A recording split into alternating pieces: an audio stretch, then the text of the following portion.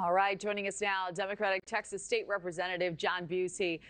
John, great to have you. Thanks for having me.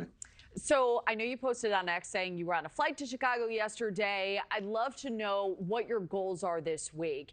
What have you discussed with your colleagues as well? Look, special sessions are supposed to be a tool to help Texans in an emergency. And in Texas, we had an emergency. In the middle of the night, a cabin full of 8-year-old girls was washed away. Families calling 911 that night were told by operators that help was not coming. At the end of the day, over 130 Texans lost their lives. That's an emergency worthy of our time and our attention and our action. But instead, Greg Abbott, doing Donald Trump's bidding, has spent this special session trying to steal 5 congressional seats to help Donald Trump hold on to power in the 2026 midterm. So what we're doing is raising the alarm. We're running into the fight, and we're standing up for our constituents and the people of Texas as we fight Donald Trump and Greg Abbott. Well, I do want to get to the governor's response, but first, how has Governor Pritzker here in Illinois helped with your goal to stop redistricting in your state? What has his involvement been? What are we looking at as we look ahead? Look, he met with a group of us a week ago. We sent members out across the country meeting with governors.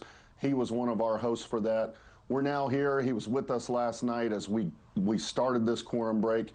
He's been supportive. He has told us that all options are on the table if Greg Abbott doesn't back down from this mid-session redistricting fight, something that's unprecedented, that he should not be doing. We hope it doesn't come to other states responding. We want Greg Abbott to stop. Think about the people of Texas. In Texas, we usually don't give in to a president, whether they're from our party or not. We stand up for our people. Unfortunately, Greg Abbott is showing he's weak and not willing to do that. So we want to get refocused on the flood victims of Central Texas and taking care of our constituents. Well, we know Governor Abbott, in responding to Democrats like you who fled to the state, he's demanding now you return or face being removed from the Texas House. How do you respond? Are you worried that you and your colleagues may be ousted? Look, when we saw his response, I can tell you all it did to the Texas Democrats here in Chicago was ensure that we were on the right side of history, that we were doing the right fight. And we knew with his anger that we were standing up for the people of Texas, something he's failed to do. We're not afraid of Greg Abbott, and we're not worried about what he has to say. We're on the right side as we fight for our Texas and we fight for Americans as we stand up against him and Donald Trump. We're up against the clock here, but I do want to ask you, Democrats are saying redistricting Texas is illegal, calling what the GOP is doing gerrymandering, yet this has been done before.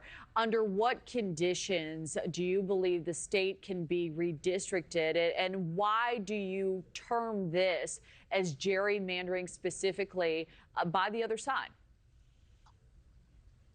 Look, I'll give you an example from my community of Austin. They're trying to make districts that go from this downtown Austin all the way out to the New Mexico border.